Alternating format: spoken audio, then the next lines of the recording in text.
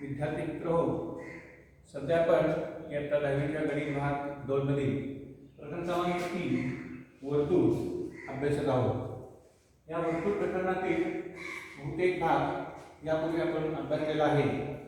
या पुढील भाग अभ्यासत असताना पाठीमागच्या वेळेला सांगितल्याप्रमाणे आज आपण अंतर्लिखित कोड आणि अंतर्खंडित कंस या दोन संकल्पना पाहणार आहोत आणि या दोन संकल्पनांवर आधारितच असलेला एक महत्त्वाचा प्रमेय आपण पाहणार आहोत।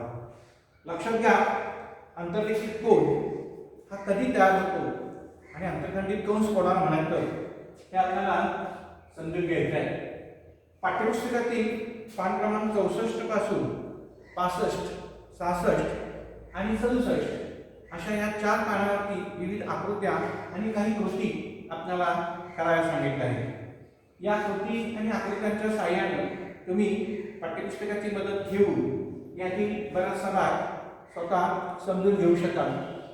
मी आपणास पाठ्यपुस्तकातील काही आकृत्यांचा संदर्भ घेऊन या दोन संकल्पना आणि या प्रमेयाची सिद्धता स्पष्ट करणार आहे।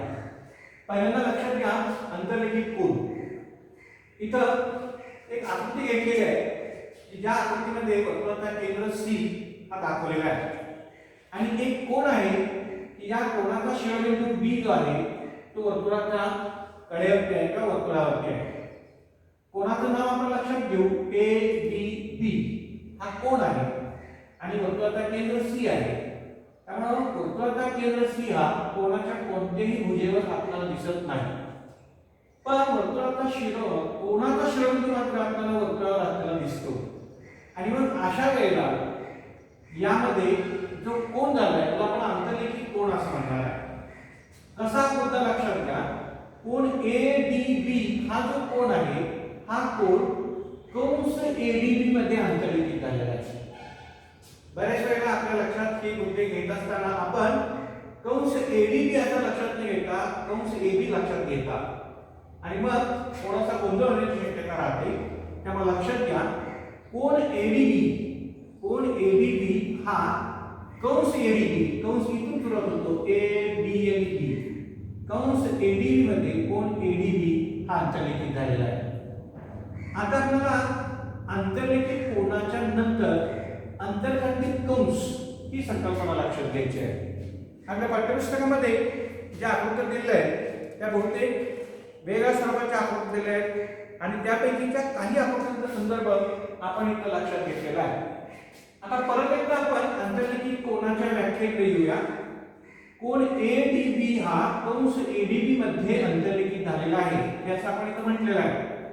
आता त्याच्या पुढे जाऊन आपण बघा काय लक्षात घेतोय, हा कोन एडीबी जो आहे या कोन एडीबी च्या अंतर्भागात येणारा जो कंस आहे तो कंस एबी आहे। लक्षात घ्या, मी पुन्हा एकदा उत्तर करतोय, हा जो कोन एडीबी आहे तो कंस एडीबी मध्ये अंतर्लिखित झालेला आहे। म्हणून इथं वाक्य लिहिलंय कोन एडीबी हा कंस एडीबी मध्ये अंतर्लिखित आहे।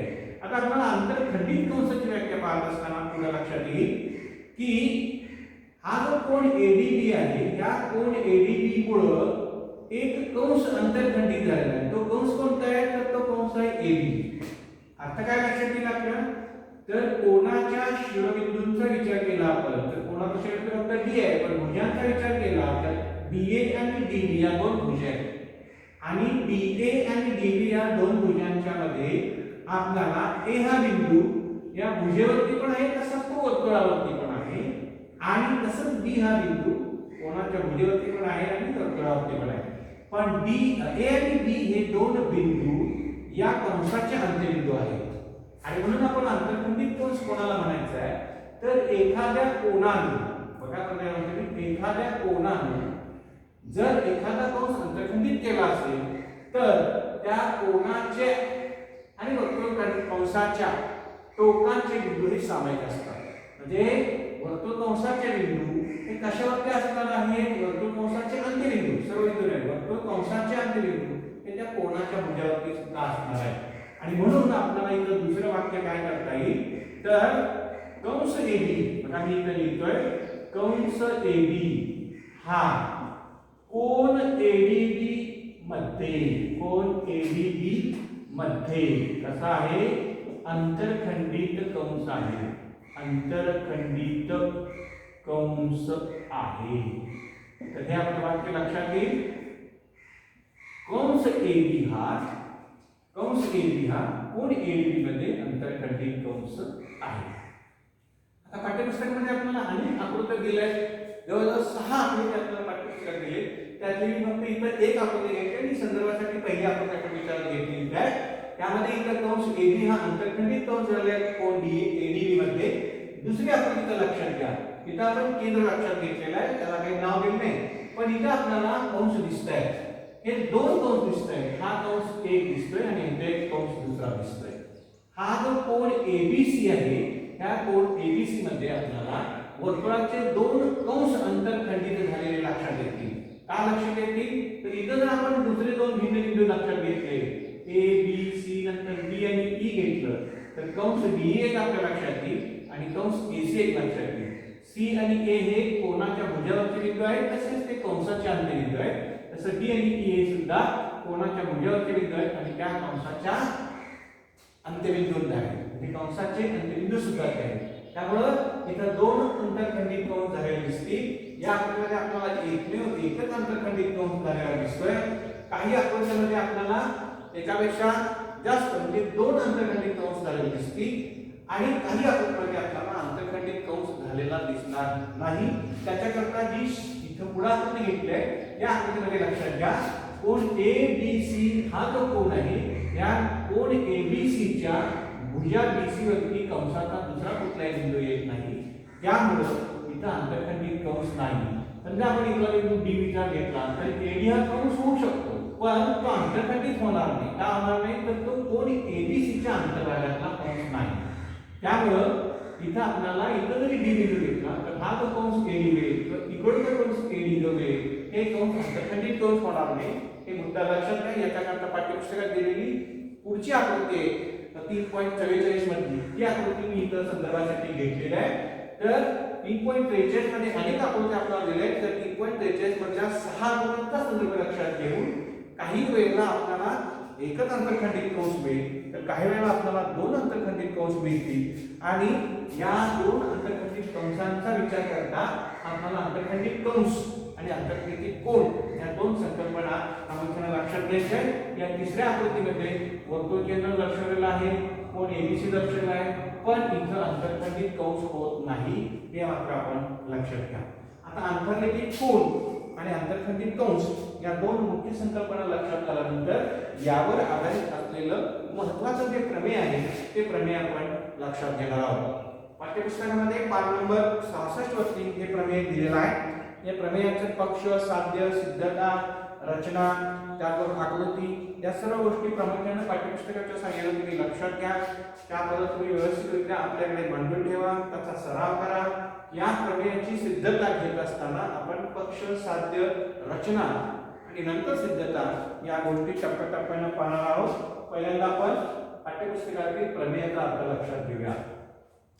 कोणत्याही वर्तुळात म्हणू शकतो आपण, म्हणून प्रमेयाचं स्पष्टीकरण करताना प्रमेयाची वाक्यरचना कशी बघा.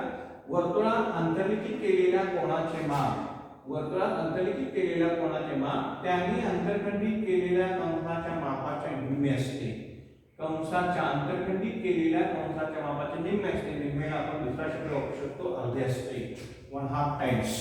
आपण हे प्रमेय जनरल लिहिलं असल्यामुळे कोणत्याही वर्तुळाकरता आपण म्हणतो. त्यामुळे आपण इथं पर्टिक्युलर वर्तुळ लक्षात घेतलंय. त्या वर्तुळाचा केंद्र O आहे आणि अंतर्लिखित कोन जो आहे तो कोन आपण BAC असा घेतलेला आहे. त्याचबरोबर या अंतर्लिखित कोनामध्ये जो अंतरखंडित कंस झालेला आहे तो कंस आपण B पासून D पासून C कडे घेतलाय, म्हणजे BDC हा कंस आपण लक्षात घेतलेला आहे. आणि मग आपल्याला काय सिद्ध करायचं आहे किंवा काय लक्षात घेतलं आपण, पक्ष कसा मांडता येईल, या सर्व बाबी आपण इथं परत एकदा एक टप्प्याटप्प्याने मांडूया. पहिल्यांदा लक्ष द्या, वर्तुळात अंतर्लिखित केलेल्या कोनाचे माप आणि अंतर्खंडित केलेल्या कंसाच्या मापाचे निम्मे असते. पक्षामध्ये आपल्याला काय काय बाबी लक्षात येतील, तर O केंद्र असलेले वर्तुळ आहे, दिसते आपल्याला O केंद्र असलेले वर्तुळ, ठीक आहे. त्याच्यामध्ये दुसरा आपल्याला काय दाखवलंय, कोन BAC हा अंतर्लिखित कोन आहे, कोन BAC हा अंतर्लिखित कोन आहे. त्याच्यानंतर ती पुढची बाजू आपल्याला काय दिसते लक्षात घ्या, या आंतरलिखित कोनाबरोबर दुसरे एक आपल्याला दिसते कंस BDC हा आंतरखंडित कंस आहे. कंस BDC हा आंतरखंडित कंस आहे. ठीक आहे, आपल्याला या दिलेल्या बाबींचा पाठ्यपुस्तकाच्या साहाय्याने व्यवस्थितरित्या अनुभव करा. याच्यामध्ये आपल्याला आता काय सिद्ध करायचं आहे, तर हा आंतरलिखित कोण आहे त्याचं जे माप असणार आहे ते माप किती असणार आहे, तर आंतरखंडित कंसाच्या मापाच्या निपट असणार आहे. आणि म्हणून आपण म्हटलंय तर साध्य काय करायचं आपल्याला, तर कोण BAC चं माप हे 1/2 अर्धे किंवा निम्मे येतात किंवा हाफ टाइम्स 1/2 माप कंस BDC आहे असं सिद्ध करायचं आहे. आपण इथे एक साधारण रचना घेतली. कोणती रचना आहे, तर इथं तुटक रेषा काढली दिसते आपल्याला, अर्थात किरण आहे. तो किरण एरिया पण असा काढलाय की तो O मधून जातो, किंवा आपण किरण AO काढला की जो वर्तुळाला पुढे आपल्याला E बिंदू छेदलेला दिसते, वर्तुळाला E बिंदू छेदलेला आपल्याला दिसतो. आता लक्षात घ्या, आपल्याला काय काय बाजू लक्षात घेतले, किरण AO काढला म्हटलं तर आपण किरण AO काढला तो वर्तुळाला E बिंदू छेदलाय. आणि दुसरी एक संकल्पना आपण थोडक्यात घेतली आहे, रेख OC जोडलेला आहे, रेख OC जोडला. आपल्या लक्षात येईल आता त्रिकोण AOC तयार झाला आहे. आपण सिद्धतेकडे जातोय.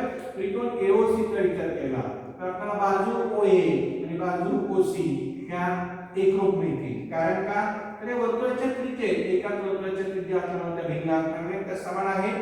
याचा अर्थ आपल्या लक्षात येईल की या त्रिकोण AOC मध्ये जर दोन बाजू एकरूप झाला तर तो समद्विभुज त्रिकोण होतो, आणि ज्या दोन बाजू एकरूप आहेत त्या बाजूंचे समूह कोण एकरूप होणार आहे. आणि म्हणून आपल्याकडे कोण AOC हा जो होता कोण आहे AOC, तसा दुसरा कोण आहे OCA, हे दोन्ही कोण आपल्याला एकरूप मिळतील. हे समद्विभुज त्रिकोणाचं प्रमेय आपल्या लक्षात येईल, त्यामुळे आपण हे मांडू शकलो. मग आपण काय करतो लक्षात घ्या, कोण AOC आणि कोण OCA एकरूप आहेत म्हणजे प्रत्येक आपण ते x मानतोय. ही आपली पहिली पायरी, पहिलं विधान आपण घेतलंय. कोण AOC बरोबर कोण OCA बरोबर आपण x मानलेला आहे. आता आपल्याला काय लक्षात येईल, हा जो त्रिकोण आहे या त्रिकोणाचा EOC हा बाह्यकोन आहे. त्रिकोणाचा EOC हा बाह्यकोन. कोणत्या त्रिकोणाचा, तर OAC या त्रिकोणाचा EOC हा बाह्यकोन आहे. आणि मग आपल्या लक्षात येईल EOC हा बाह्यकोन आहे. बाह्यकोनाचे माप हे त्याच्या दुय्यम अंतरकोनाच्या मापांच्या व्यतिरिक्त असतं. त्यामुळे कोण EOC बरोबर कोण OAC अधिक कोण OCA त्रिकोणाच्या बाह्यकोनाचे प्रमेय. आपण हे फक्त की x मानलेलं आहे, म्हणून कोण EOC बरोबर x अधिक x म्हणजे 2x. x अधिक x दोन्हीची बेरीज होईल. इथे गुणाकार काय नाही, प्लस आहे, बेरीज आहे, त्यामुळे 2x राहते. परंतु कोण EOC लक्षात घ्या, कोण EOC हा जसा त्रिकोणाचा बाह्यकोन आहे तसा तो केंद्रीय कोन सुद्धा आहे, कारण वर्तुळाचा केंद्र O आहे.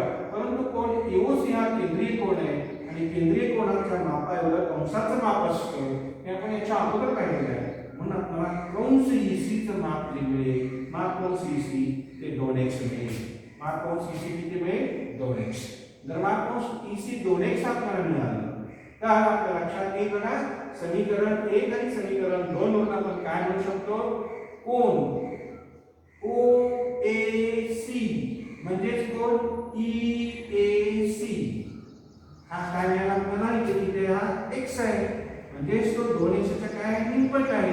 म्हणून आपण पुढची रचना घेतली, कोण OAC म्हणजे कोण EAC हा काय मिळाला आपल्याला 1/2 माप कंस EC मिळेल. त्याला आपण समीकरण क्रमांक 3 म्हटलं आहे.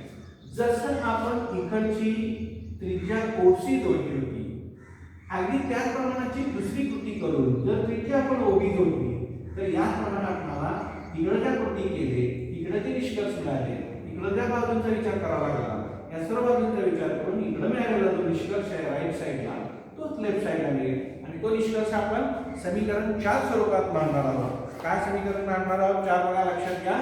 जर आपण इकडचा जर कोन घेतला तर EAB हा कोन देईल, म्हणजे जर त्रिज्या आपण OB जोडली तर त्रिज्या OB जोडून आपल्याला त्याप्रमाणे निष्कर्ष मिळतील. काय मिळतील, तर आपल्याला निष्कर्ष मिळेल कोन EAB हा कोन मिळेल EAB बरोबर 1/2 माप कंस. कोणता येईल, इकडचा माप कंस EC झाला, असं इकडचा माप कंस काय होईल EB किंवा BA होईल. माप कंस आपण घेऊया BE. आपल्या लक्षात येईल हे समीकरण क्रमांक 4 मिळेल. आता समीकरण क्रमांक 4 चा आपण विचार केला, 3 वरून आपण समीकरण क्रमांक 4 लिहिलं. आता लक्षात घ्या, कोण EAB आहे आणि कोण EAC आहे. हे दोन कोण घेतल्यानंतर आपला मूळ कोण जो आहे तो BAC तयार होतो. कोणाच्या बेरजेच्या गुणधर्मानुसार आपण काय लिहू शकतो, समीकरण 4 आणि 3 यांचा उपयोग करून कोण EAC अधिक कोण EAB बरोबर. तसं लेफ्ट साइडच्या डाव्या बाजूच्या पण बेरजा घेतले, तसं दुसऱ्या बाजूच्या बेरजा घेऊ शकतो आपण. 1/2 माप कंस EC अधिक 1/2 माप कंस EB किंवा BE. आपल्या इकडे लक्षात येईल, कोणाच्या मापांच्या बेरजेच्या गुणधर्मानुसार हा संपूर्ण कोण आपल्याकडे ही बाजू लोप पावेल, सामायिक बाजू आहे, त्यामुळे आपल्याला कोण मिळेल हा BAC बरोबर. इकडचं दोन्हीतलं 1/2 आपण सामायिक घेतलं तर आपल्याला मिळेल माप कंस EC अधिक माप कंस BE. आपल्या लक्षात येईल, माप कंस EC आणि माप कंस BE यांच्या जर बेरजा घेतल्या आपण EC आणि BE म्हणजे कोणता कंस काय होता, कंसांच्या मापांच्या बेरजेचा गुणधर्म आपण पाहिला होता. त्यामुळे या सामायिक होता, त्यामुळे BBC हा कंस मिळेल म्हणजे जे मिळतील 1/2 माप कंस BDC. इथे आपल्या प्रमेयाचं साध्य आहे. काय माप कोन BAC बरोबर 1/2 माप कंस BDC. हा आपण आणखी थोडक्यात करतो असं इंटाला लक्षात घ्या, माप कंस BEC आता BEC तो दिसतो BEC, त्याचं दुसरं नाव इथं लोक करून BDC होतं. हे जे आपल्या साध्यामध्ये आहे. तेव्हा आपल्याला काय म्हणता येईल, तर कोण BAC म्हणजे वर्तुळात अंतर्लिखित झालेला हा जो कोण आहे BAC, हा कोण किती मापाचा असतो, तर त्याने अंतर्खंडित केलेल्या कंसाच्या मापाच्या निमपट असतो, म्हणजे निमपट असतो. थोडक्यात आपल्या लक्षात येईल, तर हा जो समीकरण क्रमांक 5 आपल्याला मिळेल. या समीकरण क्रमांक 5 वरून आपण काय म्हणू शकू, तर कोणत्याही वर्तुळात अंतर्लिखित केलेल्या कोणाचे माप हे त्याने अंतर्खंडित केलेल्या कंसाच्या मापाच्या निमपट असतो. आणि हे आपण या प्रमेयामध्ये सिद्ध केलं आहे. आता पुढे एक दोन शक्यता फक्त आपण विचारात घेतोय. त्या कोणत्या दोन शक्यता आहेत, काही वेळेला हा जो कोण आपण घेतो लक्षात BAC, याच्या दोन भुजा आहेत. या दोन भुजा काही वेळेला वर्तुळाच्या केंद्रातून जाऊ शकतील, काही वेळेला वर्तुळाच्या दोन्ही केंद्राच्या म्हणजे बाजूला असतील, असं असतील किंवा दोन्ही एकाच बाजूला असू शकतील, केंद्राच्या एकाच बाजूला असतील. तर याच्याकरता आपल्या पाठ्यपुस्तकामध्ये तुम्हाला एक दुसरी आकृती दिलेली आहे 5 नंबर 67 वरती. तिथं तुम्ही विचार करा, मी फक्त स्पष्टीकरण देतो. समजा आपण याची सिद्धता पाहिलीच आता, पण समजा कोण BAC ची AC ही भुजा AE अशी आहे, म्हणजे बिंदू C ला आपण E समजू. तर आपण इथं सिद्ध केलं आहे, म्हणजे हा जो भाग येतो आपल्याकडे कोणाचं माप हे 2x होतं, हे x होतं, म्हणजे हा x निमपट आहे, 2x निमपट x येईल. म्हणजे जर एका वेळेला कोणाची भुजा केंद्रातून जात असेल तर काय होईल, हा कंस EC एवढा शिल्लक नाही आणि याचं माप आपण 2x पाहिलं. कसं हे प्रत्येकी x असतं, हे 2x येतं, म्हणजे हे 2x असतं तर हे x येतं. अर्थातच जर कोणाची भुजा वर्तुळ केंद्रातून जात असेल तर आपण यामध्ये सिद्धता पाहिलेलीच आहे. आणि जर आपल्याला कोणाची भुजा म्हणजे ही जी कोणाची भुजा आहे, ही कोणाची भुजा वर्तुळ केंद्राच्या दोन्ही भुजा एकाच बाजूला असतील, तर पाठ्यपुस्तकामध्ये आकृती 3.46 दिली आहे. त्या 3.46 आकृतीचा विचार करून तुम्ही याची सिद्धता लक्षात घेऊ शकता.